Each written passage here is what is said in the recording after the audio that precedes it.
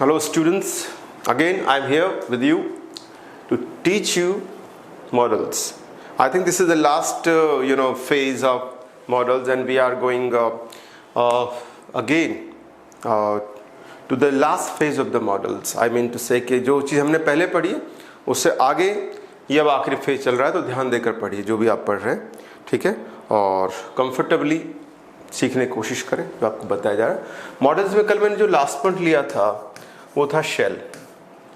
Okay, shell जो है इसमें एक बार आपको बताया था कि अगर ये फर्स्ट पर्सन के साथ, फर्स्ट पर्सन का मतलब होता है आई और वी, इनके साथ अगर शेल का यूज किया जाता है तो ये सिंपल फ्यूचर को दिखाता है, यानी प्रिडिक्शन को दिखाता है। मैंने प्रिडिक्शन बताया था, प्रिडिक्शन का मतलब एक होता है भविष्यवाणी, और एक प्रिडिक्शन का अर्थ होता है जो बातें आगे होने वाली है उन्हीं बातों को अभी बताना, ये कहलाता है प्रिडिक्शन। ओके, तो प्रिडिक्शन करने के लिए फर्स्ट पर्सन के साथ हम शेल का प्रयोग करते हैं आई वी के साथ। और आप कैसे अगर सेकंड के साथ आ जाए, सेकंड पर्सन कौन सा होता है, यू, और थर्ड पर्सन, राइट, इनके साथ अगर शेल आता है तो वो थोड़ा सा अलग चीज़ें बताया। जैसे मैंने कल लिखवाया था, आपको याद होगा, या कल मैंने बताया था बोर्ड से आप सभी को कि अगर सेकंड थर्ड पर्सन के साथ शेल आता है तो वो दिखाता है नंबर एक थ्रेट, प्रॉमिस, अथॉरिटी, इंस्ट्रक्शन, इन चीज़ों को शो करता है, ठीक है। वार्निंग भी आप कह सकते हैं। एग्जाम्पल लेके दिखाता हूँ आपको, देखिएगा कुछ सेंटेंस। जैसे अगर मैं कहता हूँ आई शेल, ठीक है, और हेल्प यू, तो ये फ्यूचर को दिखाएगा, ये प्रॉमिस नहीं कहा जाएगा, ठीक है। ये फ्यूचर सिंपल को दिखाएगा, या फिर एक नाम और लिया था मैंने, प्रिडिक्शन। प्रिडिक्शन क्या होता है, भविष्यवाणी, जो काम आगे होगा उसको अभी बताया जा रहा है, ये प्रिडिक्शन है। तो आई शैल हेल्प यू में अगर कोई आपसे पूछता है कौन सा कॉन्सेप्ट या आइडिया दिखाया जा रहा है, तो ये दिखा रहा है आई शैल हेल्प यू, फ्यूचर की घटना को दिखा रहा है या फिर प्रिडिक्शन को दिखा रहा है, आई शैल हेल्प यू। लेकिन अगर यहां पर देखिएगा, ये अगर आ जाता है यू शैल हेल्प हिम, अगर ये आ जाता है यू शैल हेल्प हिम, ठीक है, तो फिर याद रखिएगा ये या तो आदेश की तरह काम करेगा, या ऑफिशियल इंस्ट्रक्शन की तरह काम करेगा, या फिर ये काम करेगा एक तरह से आप कह सकते हैं कि एक तरह से ले सकते हैं, एक तो आदेश के रूप में, एक ऑफिशियल इंस्ट्रक्शन हो सकता है, ऑफिस से भी निकल सकते हैं ऐसी चेतावनी, ऐसी बात, तो यू शैल हेल्प हिम ये वहां भी आ सकता है। फिलहाल इसको रखिएगा, इसमें आप एक तरह से ऑफिशियल इंस्ट्रक्शन या कमांड के रूप में आप ले सकते हैं।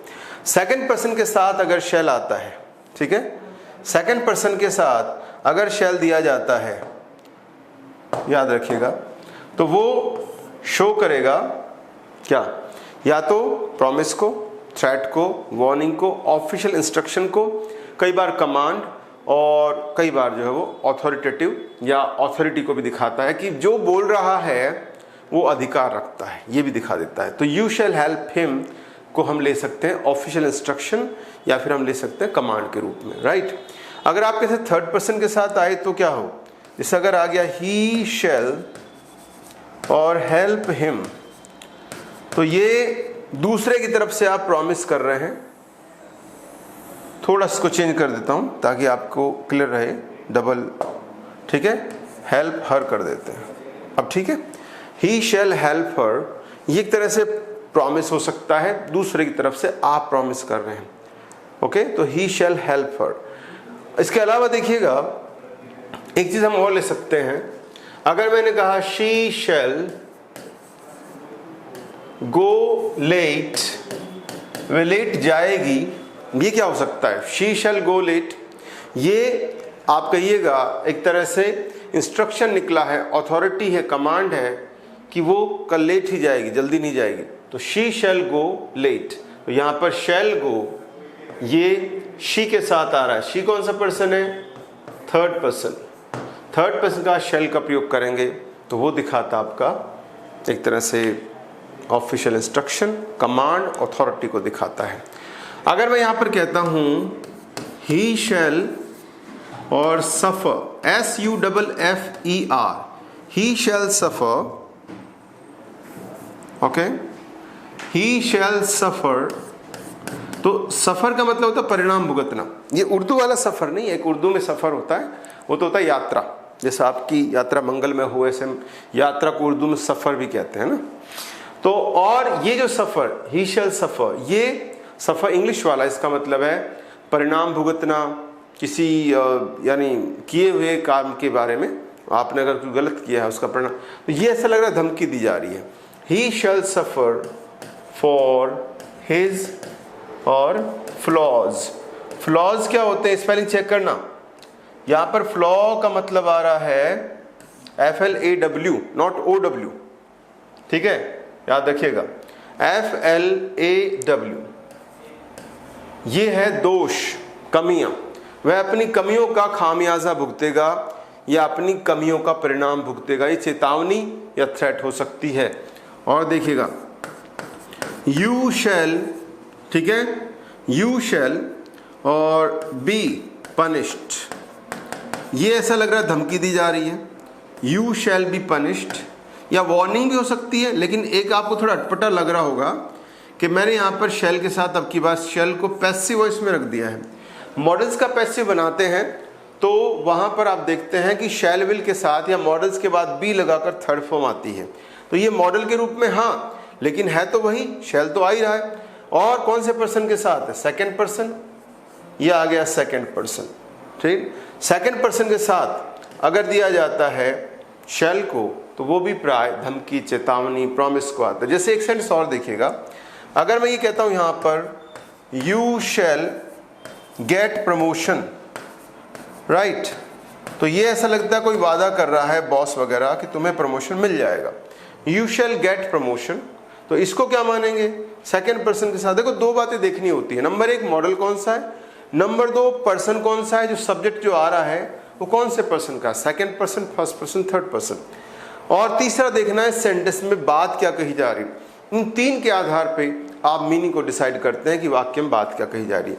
तो यहाँ पर देखिएगा अच्छी बात कही जा रही है, सेकेंड पर्सन का प्रयोग करके, शैल का प्रयोग करके एक अच्छी बात कही जा रही है। तो ये आप मानिएगा ये है आपका प्रॉमिस, राइट। ये आप किसी से कह रहे हैं यू शैल गेट प्रमोशन और आगे लिख देते हैं सून, तुम्हें जल्दी ही प्रमोशन मिल जाएगा, यू शैल गेट प्रमोशन सून, ये प्रॉमिस है।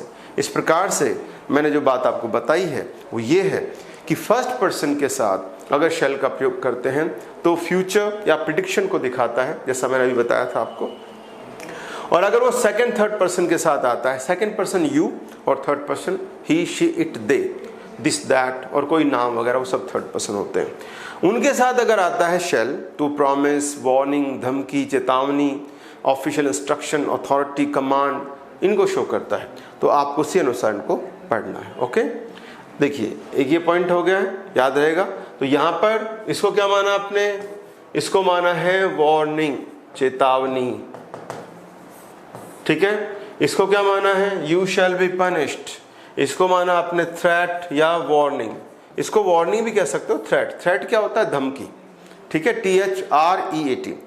और आखिरी वाला क्या है, देखिए ध्यान से, आखिरी वाला जो शब्द है वो है प्रॉमिस, राइट। तो वार्निंग, थ्रेट, प्रॉमिस, यहाँ पर तीनों का देख रहे हैं हम।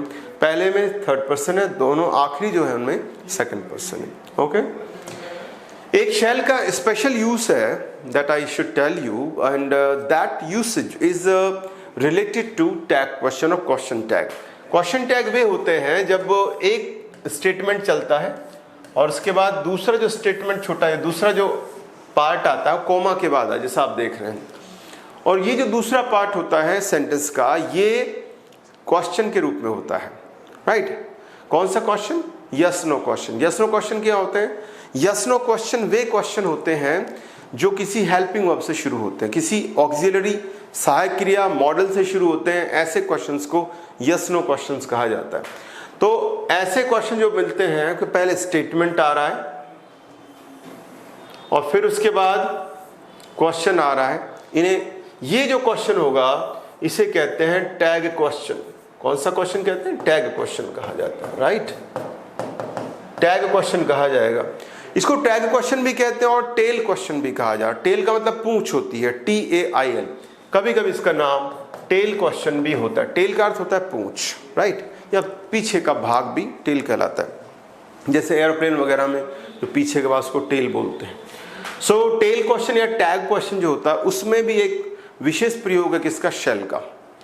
तो देखिएगा जैसे अगर मेन स्टेटमेंट शुरू होता है लेट्स से, ठीक है, और लेट्स गो टू मार्केट।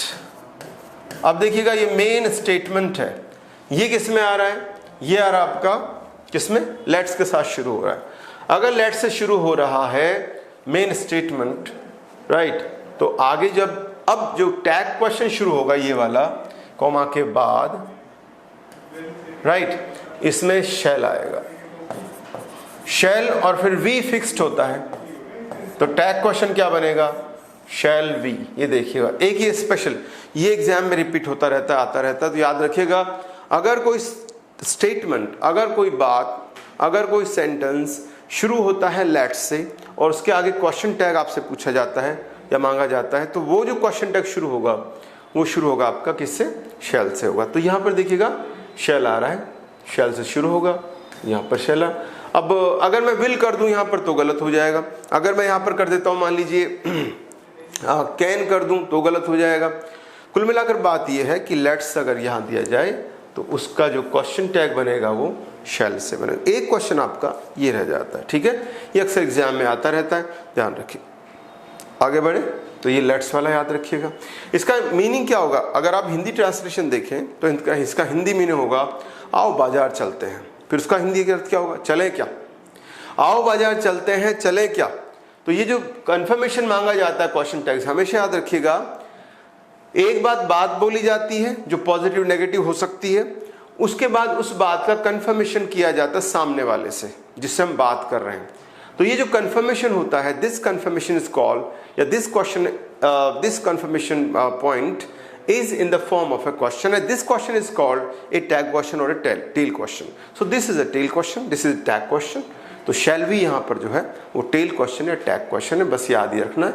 ये क्वेश्चन आ चुका है वैसे एग्जाम में, मुझे या थर्ड ग्रेड में आ चुका है या फर्स्ट में आ जरूर चुका है, ध्यान रखिएगा। और एग्जाम में तो आता ही रहता है, खैर ये अभी तो मैं केवल आपको आपके जो एयरफोर्स, नेवी या और एग्जाम भी होते हैं उनमें भी ये क्वेश्चन रिपीट होता रहता है, तो लापरवाही मत कीजिएगा, शेल का प्रयोग स्पेशल हो जाता है यहाँ पर, ठीक है।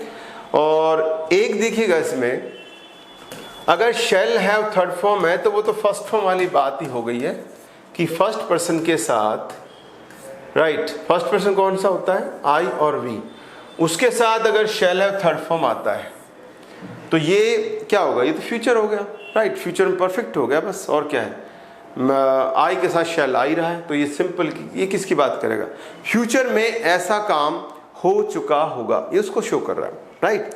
तो I shall have, for example I shall have taught you, right, we shall have और सीन द टाइगर, या फिर we shall have visited the house, I shall have taken care of the pet. Pet होता है पालतू पशु, okay, PET और PAT में अंतर होता है।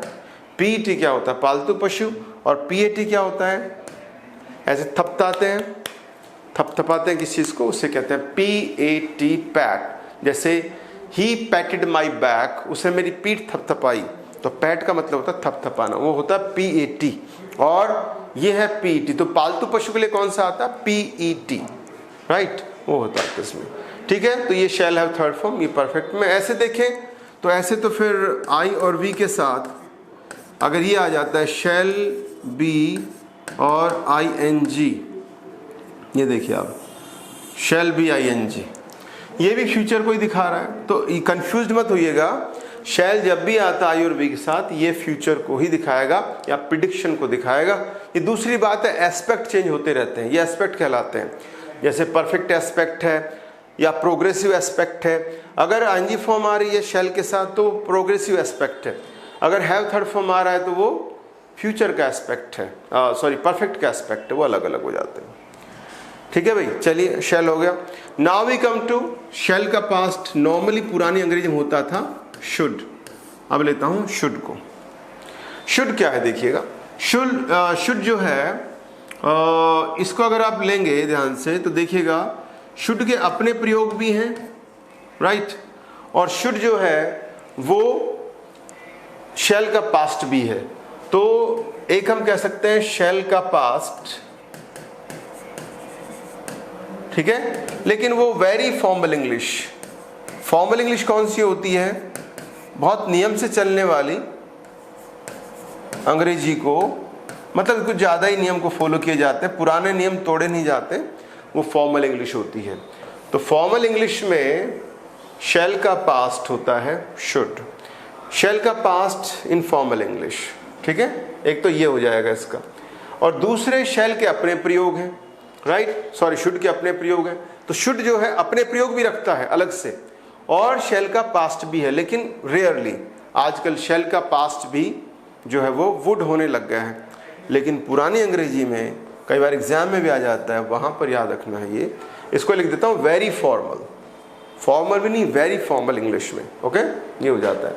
तो मैं दोनों को ले रहा हूँ, शुड के अपने प्रयोग भी हैं कि शुड अपने आप में प्रयोग भी रखता है। तो पहले मैं आपको शैल का पास्ट करके दिखा देता हूँ।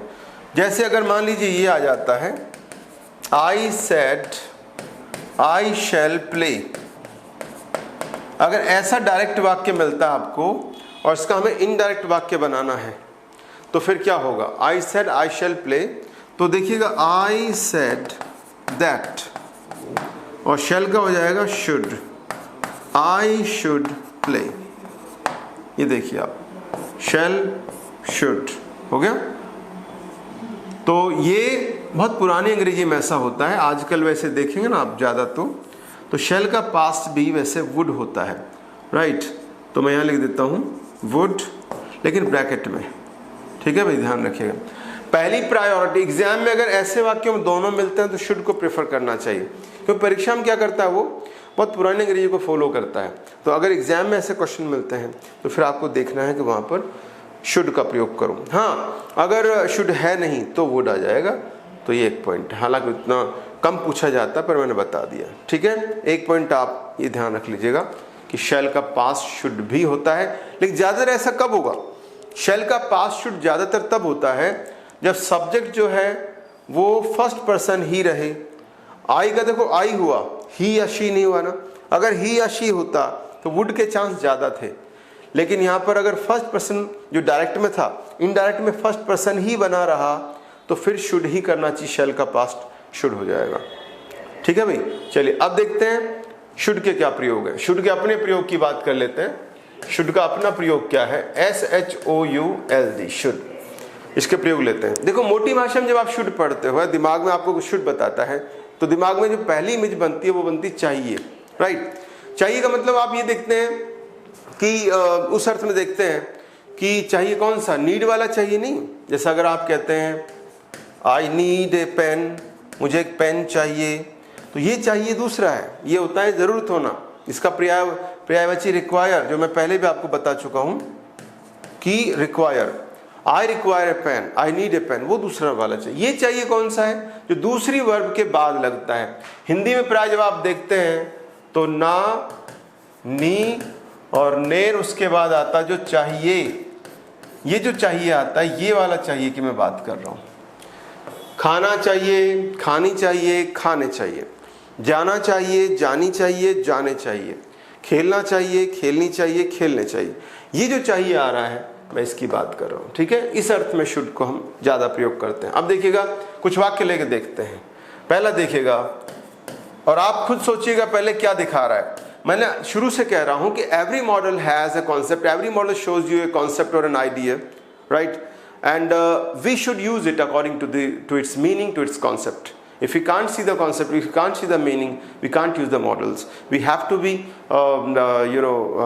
careful while using models, because it might cause or it might play havoc on the grammar that we are learning. Okay, so while learning models you should be careful कि एक जो मॉडल होता है वो किसी न किसी कॉन्सेप्ट को, किसी न किसी आइडिया को दिखाता है। जैसे अब आप देखिएगा एक सेंटेंस में कौन सा आइडिया आ रहा है। जैसे अगर मैं कहता हूँ ही शुड और यहाँ पर आ गया है बी और ये हो गया polite, he should be polite. दूसरा देखिएगा I should go home now, याद रखिएगा गो के बाद टू नहीं लगेगा यदि आगे होम आ रहा है या देयर या हियर आ गया। गो के बाद देयर आ जाए, होम आ जाए, यानी एडवर्ब आ जाते हैं तो आप टू नहीं लगाते। होम यहाँ पर क्या है, होम एडवर्ब है, इसलिए टू नहीं लगता है। हाँ, स्कूल कॉलेज होता तो हम टू लगाते क्योंकि वो हम नाउन के रूप में प्रयोग करते हैं। गो के बाद अगर नाउन आता है या प्रोनाउन आता है तो हम प्राय लगाते हैं टू, लेकिन अगर गो के बाद एडवर्ब आ जाते हैं तो होम यहाँ पर एडवर्ब है, इसलिए यहाँ पर टू नहीं आएगा। I should go home now, और देखिए शी शुड प्ले फॉर, और यहाँ पर आ गया चैरिटी। चैरिटी होती है दान धर्म, उसको चैरिटी बोला जाता है, राइट। और देखिएगा they should be coming, they should be coming by train, right. और आखिरी देखिएगा ही शुड, ठीक है, he should feel sick now.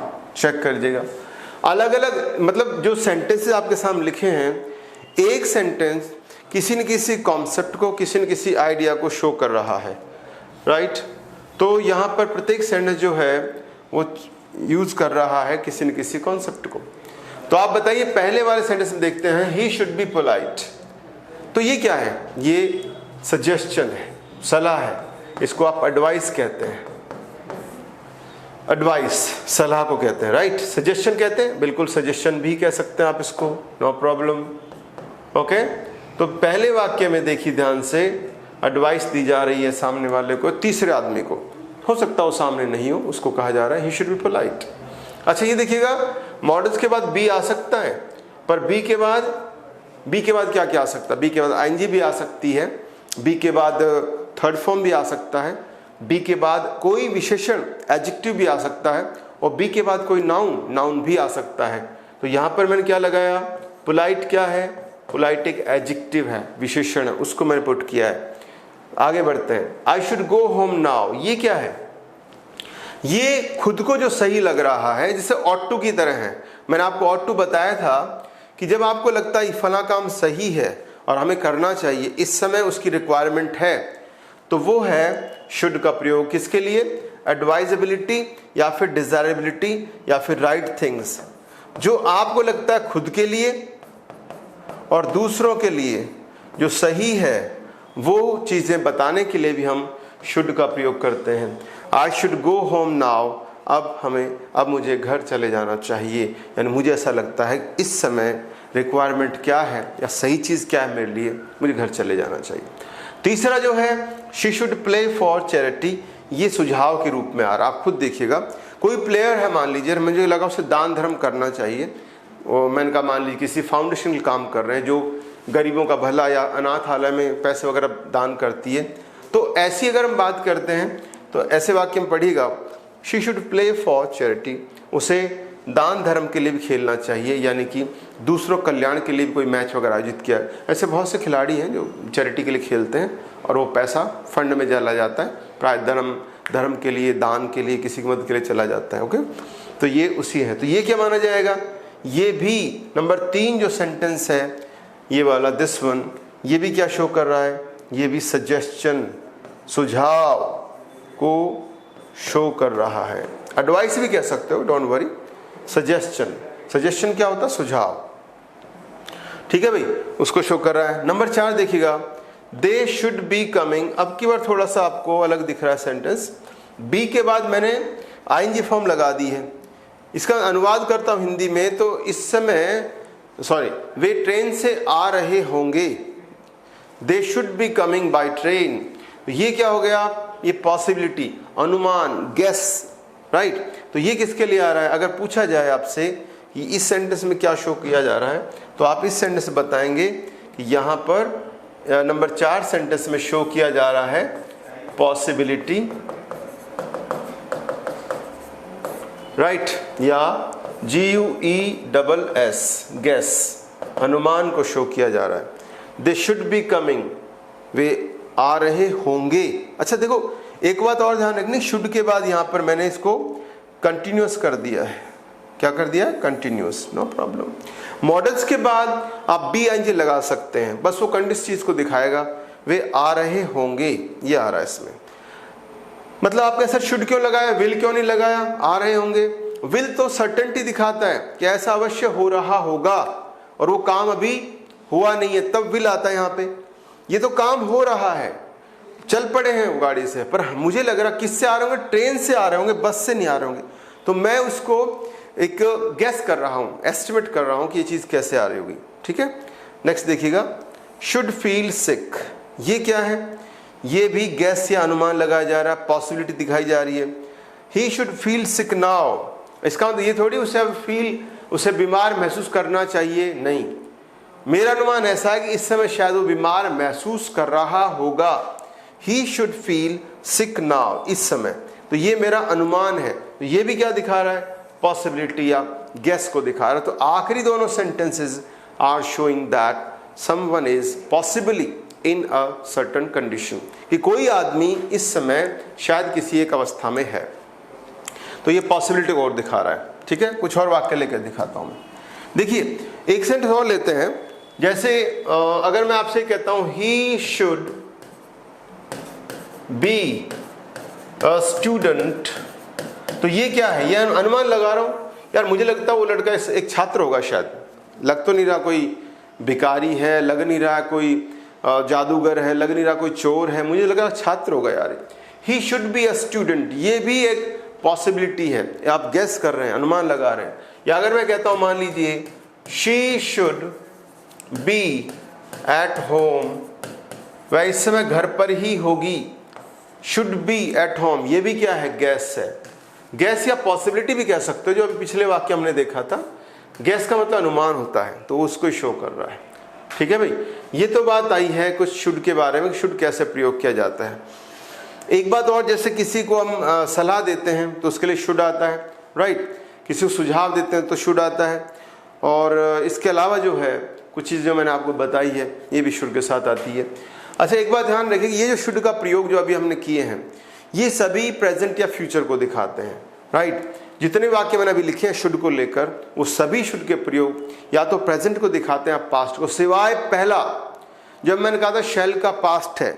Very formal English में, बहुत पुरानी अंग्रेजी में, एक प्रयोग ऐसा भी है जहां पर शुड जो है पास्ट को दिखाता है। वो कब है? जब शैल का पास्ट होता है। ऐसा डायरेक्ट से इंडायरेक्ट बनाते समय होता है। When you make a sentence indirect from direct, then we can use the past form of shall as should.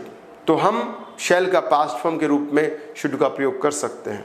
एक वो था वो past का, बाकी जितने अभी मैंने वाक्य लिखे हैं उसको छोड़कर वो सभी प्रेजेंट या फ्यूचर को दिखाते हैं। लेकिन अब जो मैं लिखने जा रहा हूं वो केवल पास्ट को दिखाता है। या आप भी देख लीजिएगा, शुड हैव थर्ड फॉर्म।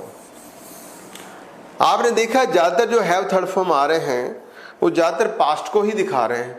आपने अभी शुरू से देखा होगा कि जितने वीडियोस आपने अभी बने, हम लोगों ने बात की है कि मॉडल्स के बाद जैसे ही हैव थर्ड फॉर्म आता है वो ज्यादातर पास्ट को इंडिकेट करते हैं। किसको इंडिकेट करता है? पास्ट को। तो मॉडल हैव थर्ड फॉर्म वैसे भी पास्ट को दिखाता है। अब आपका शुड हैव थर्ड फॉर्म का मतलब क्या है? जो आपने पहले पढ़ा था अभी, ought to have third form, ought to have third form, ये मैंने बताया था अभी आपको पिछले वीडियोस में कि ought to have third form का पर्यायवाची शुड हैव थर्ड फॉर्म भी है। शुड हैव थर्ड फॉर्म का अर्थ होता है कि फला काम किया जाना चाहिए था या नहीं किया जाना चाहिए था, राइट, पर कर दिया गया, और किया जाना चाहिए था पर नहीं किया गया। उस कंडीशन में शुड का प्रयोग किया जाए। अगर आप कहें सर नहीं किया जाना चाहिए था तो नॉट लगेगा, बिल्कुल। अगर आप कहते हैं नहीं किया जाना चाहिए था तो नॉट लगा दो, शुड नॉट हैव।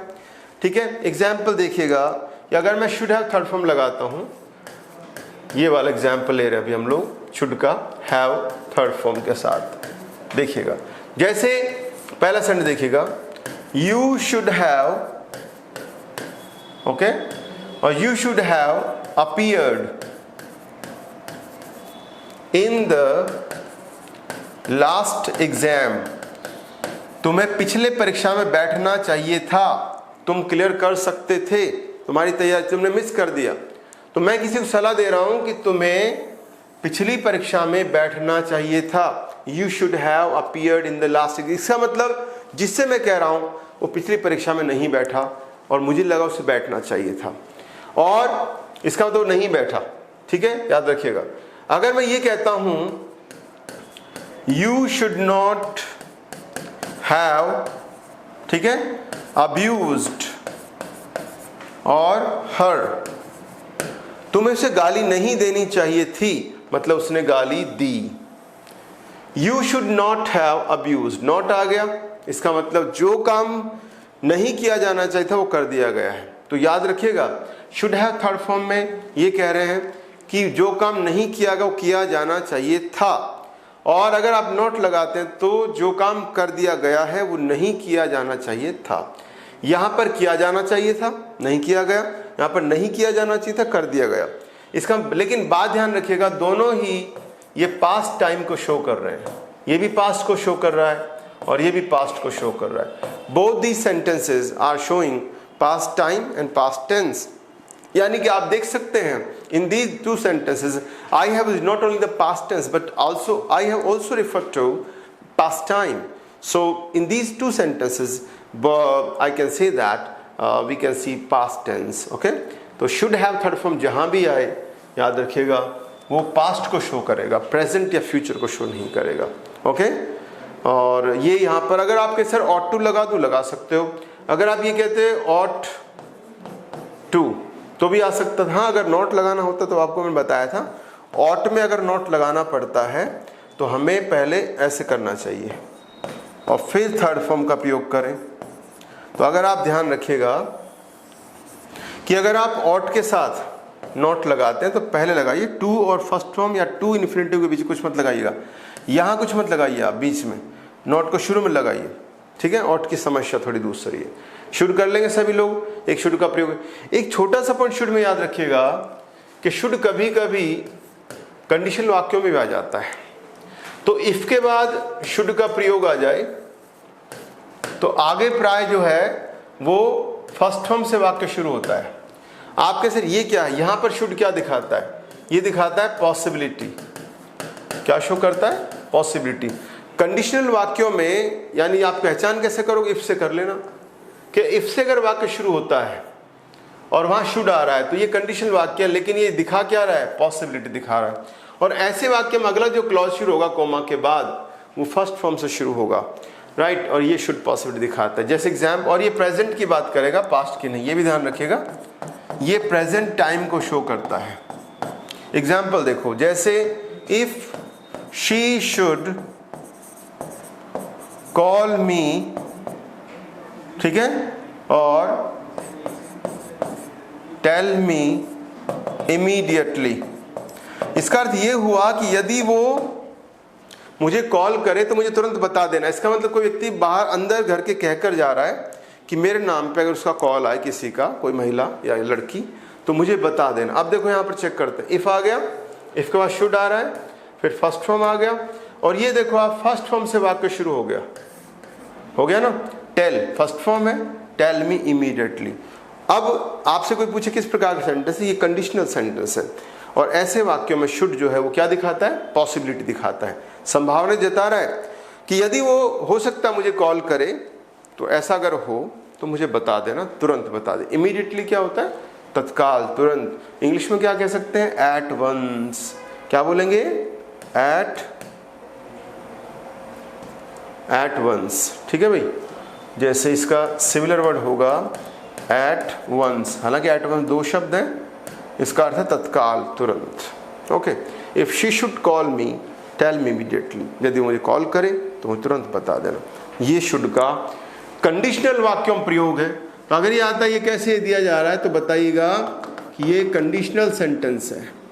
कैसा सेंटेंस है, कंडीशनल, ओके, शर्तवाचक, ठीक है। एक शुड गई।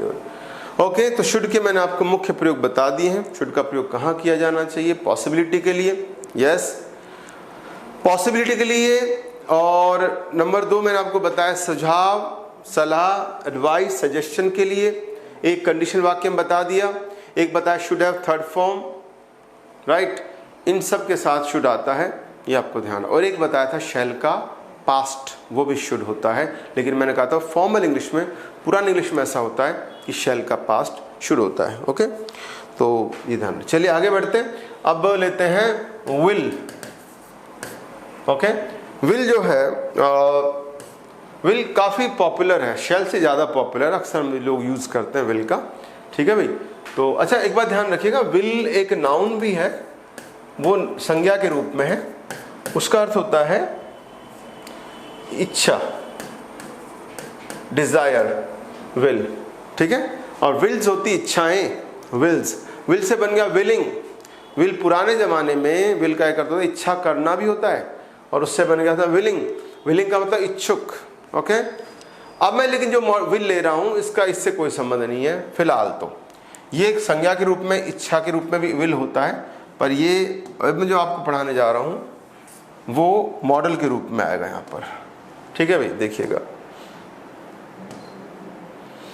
विल। विल का नेगेटिव क्या होगा? विल का नेगेटिव होगा विल नॉट, या फिर एक और होता है वॉन्ट। विल का नेगेटिव विल नॉट या वॉन्ट होगा, याद रखना सभी को। विल का नेगेटिव विल नॉट।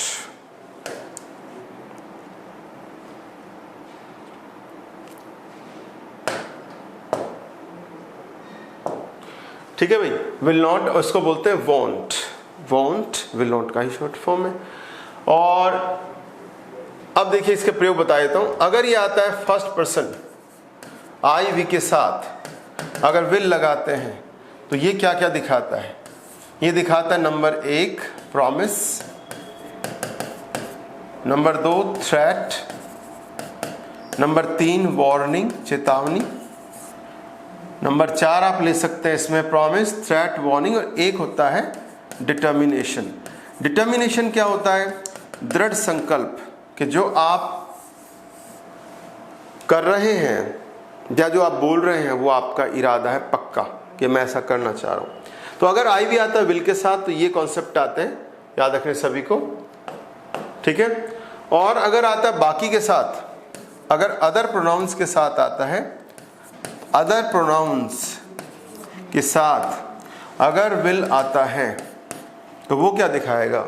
वो दिखाएगा सिंपल फ्यूचर या प्रिडिक्शन को शो करेगा। प्रिडिक्शन बताया था आपको, कुछ आगे होने वाला है उसके बारे में आप अभी से बात कर रहे हैं, ये होता है प्रिडिक्शन। तो अन्य प्रोनाउंस के साथ अगर आप लगाते हो तो ये दिखाएगा प्रिडिक्शन को, भविष्यवाणी को कि ऐसा आगे होगा। और आप आई वी के साथ लगाते हो तो ये दिखाएगा आपको क्या? व्हाट, ये दिखाएगा आपको थ्रेट, वार्निंग, प्रॉमिस और डिटर्मिनेशन। वैसे थ्रेट वार्निंग ऑलमोस्ट एक ही है, ज़्यादा अंतर नहीं, कंफ्यूज मत होना। कुछ वाक्य लेकर देखें। Okay, let's see.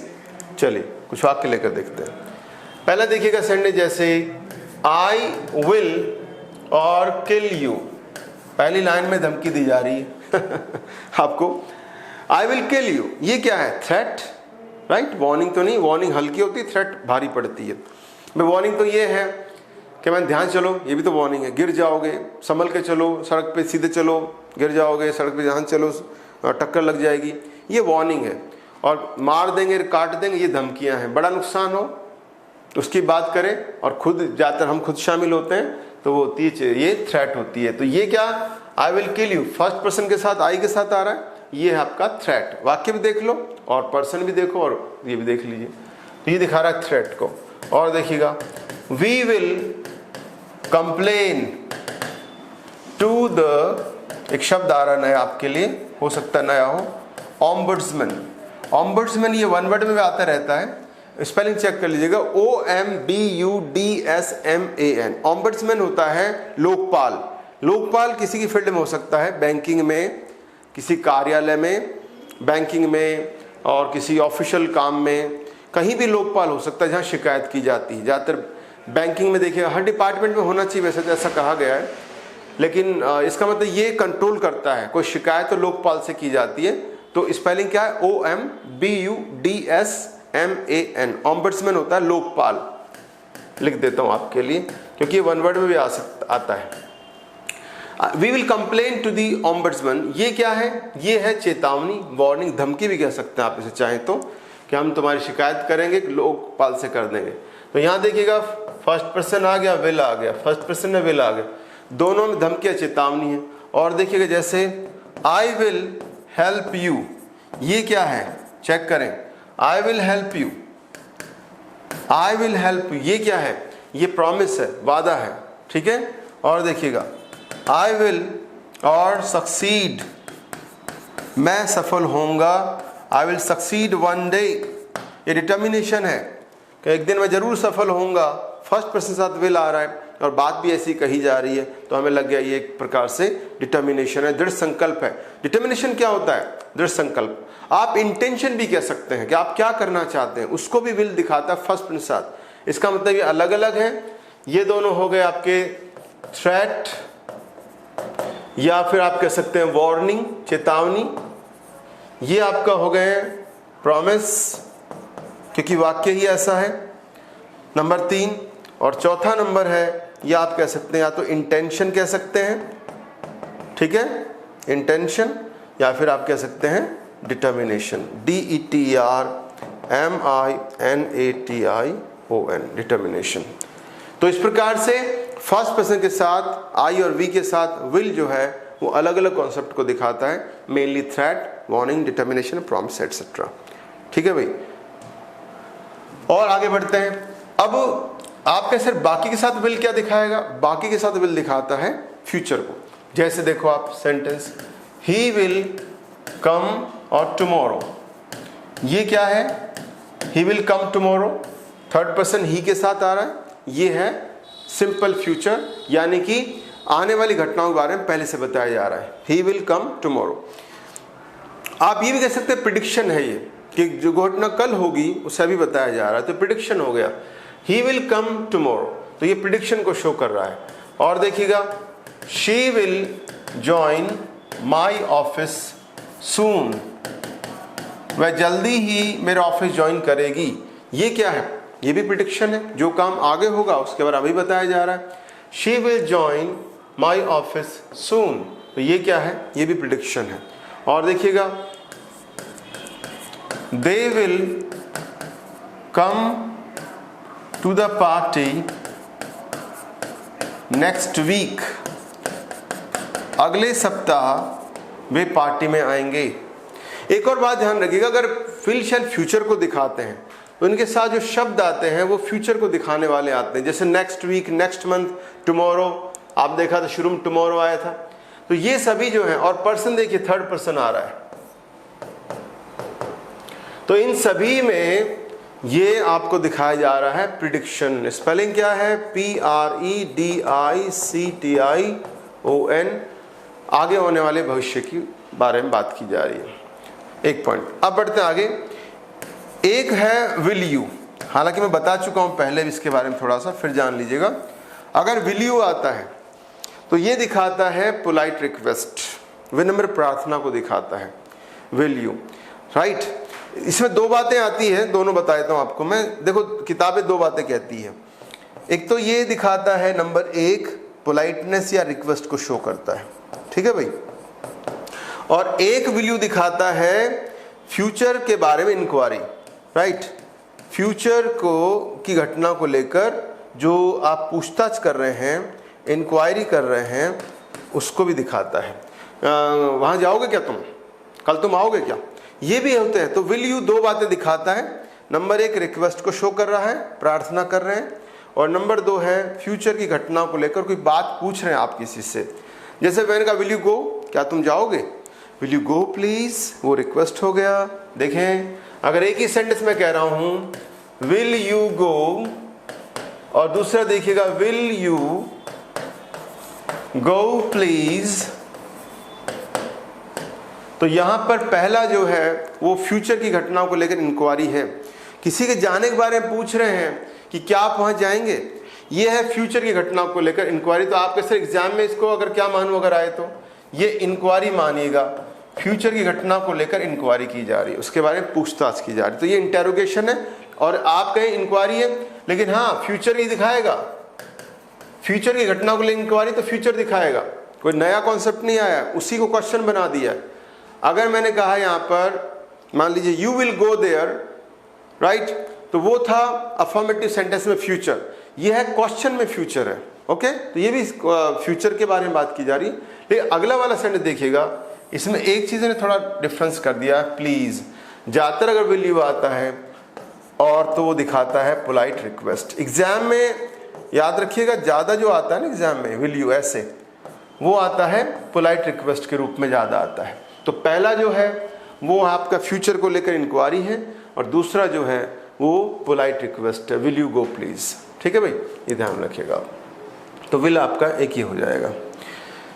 Will say कभी कभी किसी की हैबिट बताई जाती है, जैसे एक वाक्य देखिएगा, ही विल ऑलवेज और स्पीक द ट्रूथ, और ये भी हो सकता है he will always tell a lie.